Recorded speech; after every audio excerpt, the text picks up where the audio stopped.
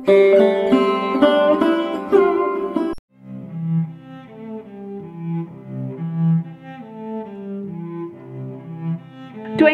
जून 2022 की वो काली रात मणिपुर कभी भुला नहीं सकेगा।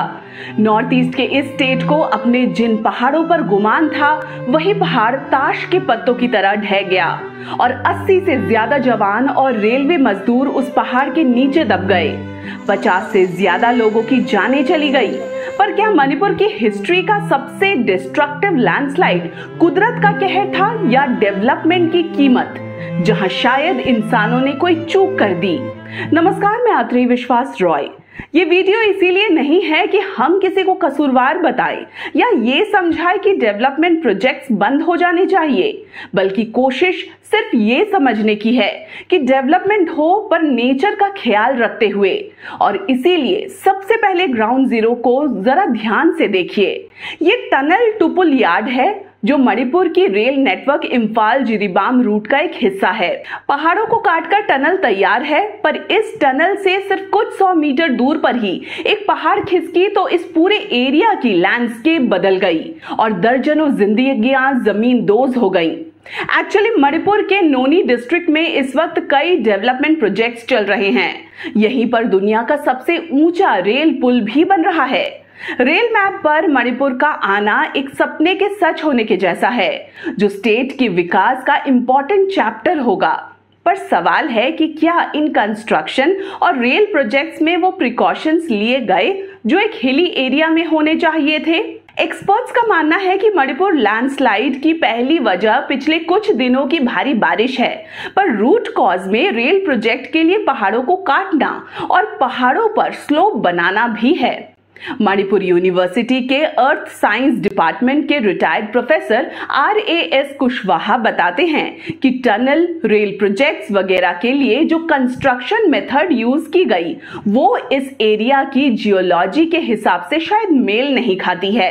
प्रोफेसर साइबोम ईबाटोम्बी बताते हैं कि बिना सैंपल स्टडी के कुछ भी पक्के से तो नहीं कहा जा सकता, पर बारिश के साथ इतने बड़े डिस्ट्रक्शन के साथ अनसिस्टमेटिक लैंड यूज भी एक फैक्टर हो सकता है।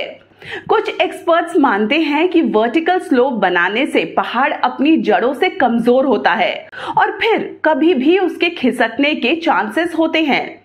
मणिपुर में लैंडस्लाइड का ये कोई पहला केस नहीं है, बल्कि नॉर्थ ईस्ट रीजन में हिली एरियाज में लैंडस्केप हर साल होते हैं।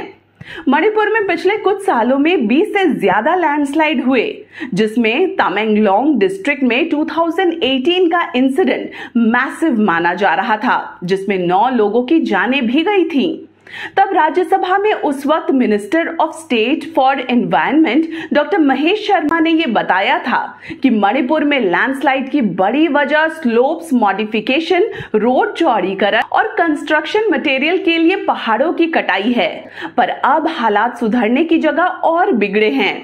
रेल प्रोजेक्ट साइट पर इतना भयंकर लैंडस्लाइड इशारा है कि इस बड़े रेल प्रोजेक्ट में शायद हिली टेरेन की जियोलॉजी कॉम्प्रोमाइज हुई।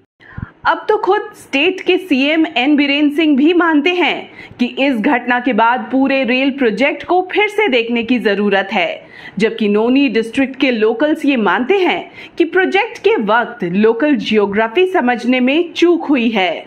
रेलवे प्रोजेक्ट और दूसरे कंस्ट्रक्शन मणिपुर की जरूरत है, पर उसकी कीमत कहीं नेचर या फिर मणिपुर के आम लोग तो नहीं चुकाए, ये एंश्योर करना भी जरूरी है। इस बात की इन्वेस्टिगेशन या स्टडी होनी ही चाहिए कि कहीं रेलवे प्रोजेक्ट बनाते वक्त कोई चूक या फिर लापरवाही तो नहीं की गई, क्योंकि ऐसा है तो ये तस्वीर सिर्फ ट्रेलर हो सकती है।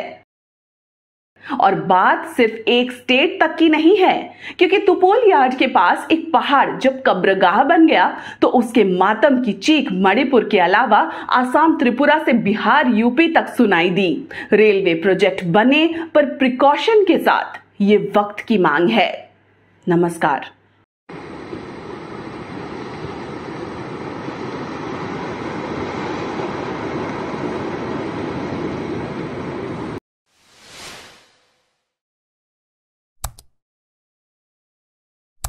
Thank you.